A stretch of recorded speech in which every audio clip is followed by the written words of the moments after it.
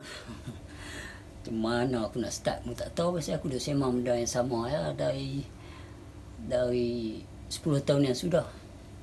Itu hari ni bila ustaz-ustaz fiqah atau sesetengah ustaz-ustaz fiqah, sesetengah ustaz-ustaz muda ini yang terlalu agresif dalam nak menyampaikan ceramah-ceramah mereka lah. Jadi I mean, where is, kalau macam tahun-tahun dulu kita tengok TV, kita tak banyak benda yang boleh kita refer.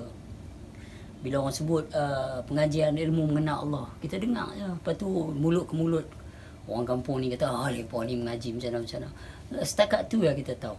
Kita tanya ustaz yang tak faham akan hentam. Kalau ustaz yang tak faham tapi dia ada peketi, dia akan kata, I have no right to judge them.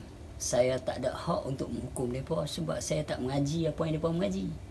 Itulah masalah ustaz-ustaz YouTube lah. Kalau orang tanya bab-bab daimum ke, bab-bab solat, Qasyi'un, daimun, dia pun tak tahu. Dia pun pukul canang. Sebab they feel like they have to say something. Dia pun terpaksa berkata sesuatu demi menunjuk bahawa soalan itu perlu dijawab. Tapi aku setuju kalau setiap soalan perlu dijawab. Tetapi jawapan tu macam mana? You see what I mean? Kalau jawapan berupa begini, saya minta maaf, saya tak tahu sebab saya tak pernah mengaji ilmu makrifah. Saya biasa dengar dan saya tak tahu ilmu mengenal Allah ni, dan saya tak tahu bab-bab laduni ni, guru-guru laduni ni macam mana, atau ilmu mengenal diri, mengenal Allah, saya tak tahu macam mana. Tapi saya tahu orang cakap awal agama mengenal Allah, dan nak mengenal Allah kena mengenal sifat-sifat Allah yang ada. Setakat tu je saya tahu. Jadi orang yang menyoal saya ni, siapa kau nak tahu lebih lanjut, pergilah cari dekat ustaz lain atau guru-guru lain. Saya tak boleh nak hukum. That's what I mean. And this is how should be. Kalau awak seorang ustaz balik daripada tanah Arab sekalipun, fasih bahasa Arab sekalipun, kalau tak mengenal Tuhan, tak mengenal Tuhan lah. Sebab dari zaman sebelum Nabi Muhammad SAW, profet lain pun bawa jalan tauhid juga tentang hakikat. Tinggal bila mai ustaz-ustaz ni yang keluar daripada universiti, macam selalu duk sebut dah, mereka ni mai daripada siapa sebenarnya. Cerita yang mereka bawa tu kat kita seronok dengar kat telinga. Tetapi di antara kita dengan Allah Ta'ala, mana boleh bawa cerita yang mereka cerita tu, cerita-cerita hadis apa semua, sejarah kisah seorang Nabi ni dan sahabat ni diriwayatkan oleh orang ni. Benda tu takkan nak bawa jumpa Allah. Allah kata, datang aku dengan, kalau Allah kata dia menjadikan dan dia maha mengetahui, dia mendengar, dia melihat, macam mana kita nak bagi tahu kat dia yang dia dah tahu? So benda-benda macam ni, setengah-setengah ustaz tu bila dia tak perlu jawab, sebenarnya dia perlu jawab secara jujur, bukan tak perlu jawab, maksudku tak perlu jawab dengan pukul canang, main hentam je. Baru ni ada orang tunjuk aku ada pondok kat Siam tu, nama apa tu, dia tunjuk dia ni bubuh gambar Bob Marley dalam dia punya Facebook. Lepas tu belasah aku. So aku kata kat dia, you see yourself lah. Dia orang Kedah pergi buka pondok kat Siam tu, bubuh gambar Bob Marley, cerita pasal aku. Jadi aku kata, you see yourself. Ini semua serekap jarang. Ini semua main menuduh je. Jadi di zaman sekarang ni, tak macam zaman tahun 86 yang aku mula awal masuk tentang ilmu mengenal Allah ni pada tahun 1986. Pendekatan dia sangat susah ketika itu, disebabkan apa ni, tak ada internet, source very limited. Kalau orang nak tanya orang yang tentang ilmu mengenal Allah ni, mereka berselindung. Mereka seperti seekor kambing yang sedang berada di kawasan serigala. So mereka react macam mana, mereka punya move macam mana. Jadi ketika itu macam tu. Tapi sekarang tak perlu lagi sebegitu, sebab Allah Ta'ala telah membuka dan memberi kesenangan melalui internet, melalui live conversation. Dulu kita boleh tengok live conversation ni TV je, siaran langsung lepas cakap. Sekarang duduk jamban pun boleh. So hari ni apa yang aku nak cuba cakap, ustaz-ustaz yang baru ni lepas tak sedang kot. Orang pun perhati, orang dengar, orang melihat bunyi yang mereka keluarkan tu. Satu hari orang tak akan melihat lagi dah penzahiran orang. Hang pakai jubah serban pun mereka tak peduli lah. Sebab di negeri Arab, mana ada orang terkejut tengok orang pakai jubah serban. Di negeri Arab, mana ada orang terkejut kalau orang boleh cakap Arab. Seperti aku cakap, kalau satu orang dilahirkan bisu di negeri Arab, apa artinya bahasa Arab tu bagi dia? Sebab dia tak boleh nak keluarkan. Orang bisu di sini pun orang di bisu di negeri Arab pun orang bisu di Jerman pun itu saja. Jadi bila mencari keadilan di dalam mempertuhankan Tuhan, pasti kamu akan bertemu keadilan yang tidak ada double standard and levels. Sebab barang siapa mengenal dirinya, kenallah Tuhannya. Apabila mengenal Tuhannya, binasalah diri dia dari sudut keakuan. So, bila dia mengenal Tuhan yang berserta dirinya, iaitu bersalahanlah dengan yang lain. So, there's nothing to compare, tak ada tolak banding, tak ada boleh lagi dah untuk di soal jawab, debate, ataupun tak ada lagi dah yang boleh di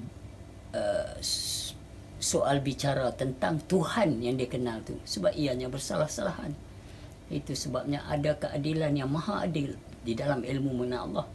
Tetapi di dalam ilmu mempertuhankan agama, di situ kita ada soal jawab. Pasal dia usul fiqh tasawuf, dia masih lagi membicarakan tu. Kalau kita tengok Bible atau kita tengok apa yang Jesus selalu cakap atau Nabi Allah Isa alaihi salam bercakap, dia lebih banyak menekan kepada tasawuf.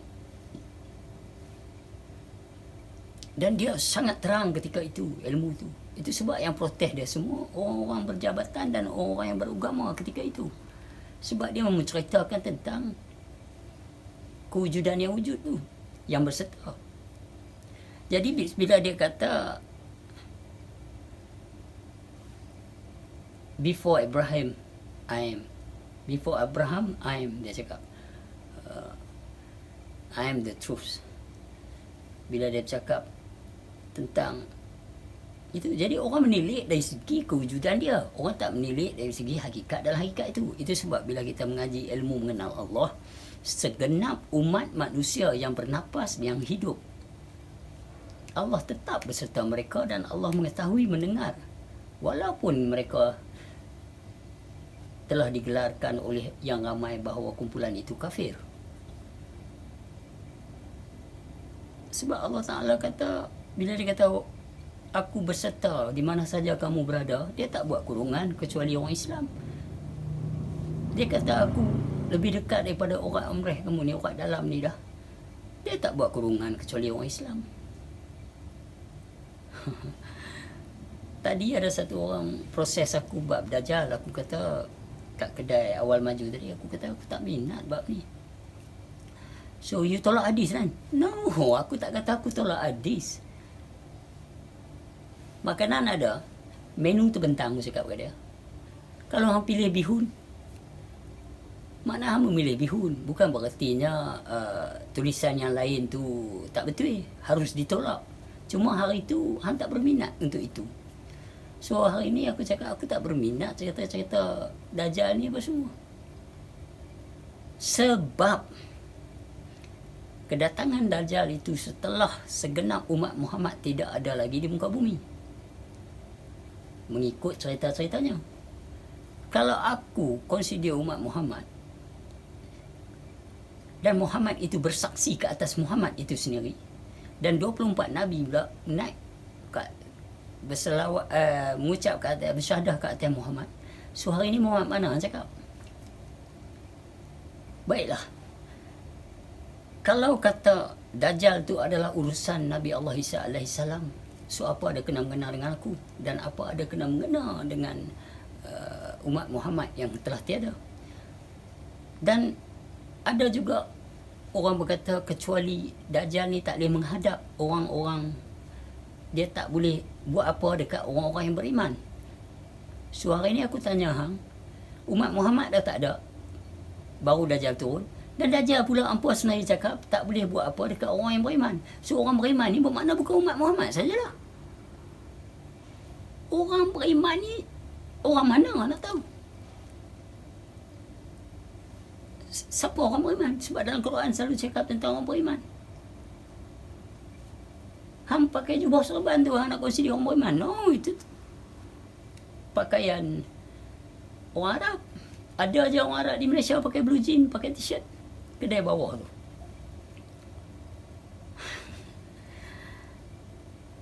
Tak mau tekan. Kalau kita tekan sekali orang tak puas hati. Tetapi nowadays I don't give a damn. Sebab mereka ni cuba merosakkan aku. Ustaz-ustaz muda ni, ustaz-ustaz yang hanya bawa ilmu kulit. I'm sorry to say, mereka tak suka kalau kita sebut ilmu kulit. Tapi saya cakap, yes, it is ilmu kulit. Sebab hampa pakai penzahiran hampa cerita pasal Muhammad sederhana, hampa pakai welfare, hampa is terlalu kulit lah. Hampa hentam pasal orang, hampa nak bagi satu ceramah, hampa mesti kena create satu isu. Isu dia ni macam ni, isu dia ni macam ni, baru hampa boleh bagi ceramah. Sedangkan tak ada satu baris ayat dalam Quran sebut nama lepat. What right you have? Takkan awak nak cerita sesuatu yang baik, awak kena pamerkan sesuatu orang dan perburukkan orang tu, baru awak boleh cerita sesuatu yang baik. So what kind of person are you?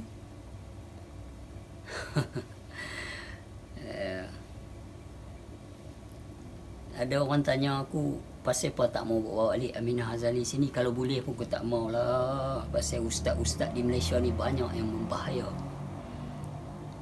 banyak yang sangat jahat. Tapi aku tak kata mereka tak berilmu. Orang nak mencuri pun kena ada ilmu, orang nak menipu pun kena ada ilmu. So aku tak cakap mereka tak ada ilmu. Cuma satu, mereka tak mengenal Allah yang satu, itu sajalah. Mereka main hentam kita melalui apa yang mereka belajar, yang telah disekat oleh para Yahudi yang berada di, profesor-profesor Yahudi yang berada di belakang Universiti Azhar ke Universiti Madinah ke. I must say so, because why? If not, how can you try to destroy perjalanan orang-orang yang nak menuju ke arah ilmu mengenal Allah? Why you try to stop? Why you make it propaganda out of nowhere? Menuduh-nuduh, bersangka-sangka, fitnah. But you hidangkan benda ni, dikalakkan ramai di Malaysia. So kita tak pernah jumpa lagi orang yang mengajar ilmu makrifah buat lagu hampa. You have your own personal problem yourself, and then you want to attack other people way of life.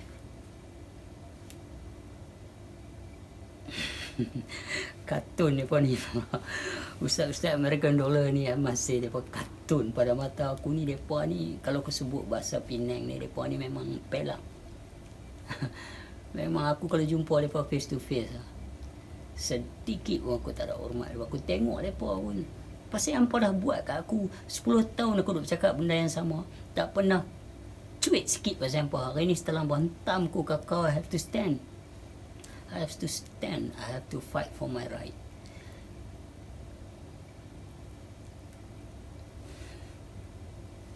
What will be ya. Jalan terus ya.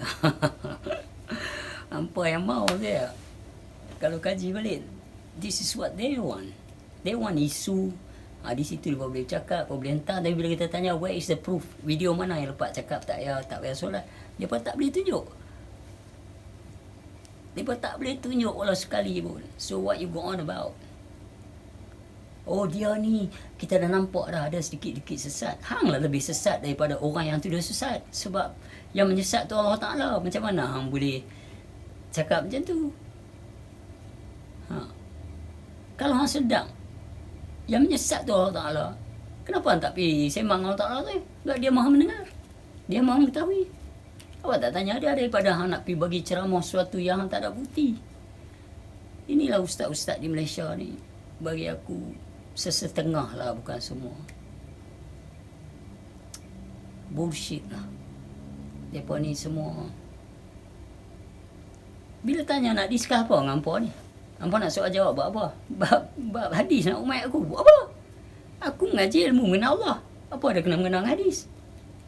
Nak mengenal Allah, mengenal diri. Bukan mengenal ilmu, konsep, law and system. Atas sini mereka tak lepas. Bila mereka tak lepas, mereka tak boleh let go. Mereka tak boleh kata, betul juga dia cakap. Dia mengaji ilmu mengenal Allah, kita tak mengenal pun. Kita mengaji ilmu law ni apa semua, ni apa semua. Kita mengaji benda ni. Dia tak mengaji benda tu. Dia tak kacau pun ilmu hadis kita. Dia tak kacau pasal hadis kita. Dia tak hentam pun sebelum ni. Tapi bila kita hentam dia, dia stand up lah. Tapi bila renung balik pada kita tak mengaji apa yang dia mengaji. Macam mana kita nak hentam dia? Well, with all due respect, you guys are lebih kartun daripada kartun, lebih iblis daripada iblis, you guys. Allah Akbar.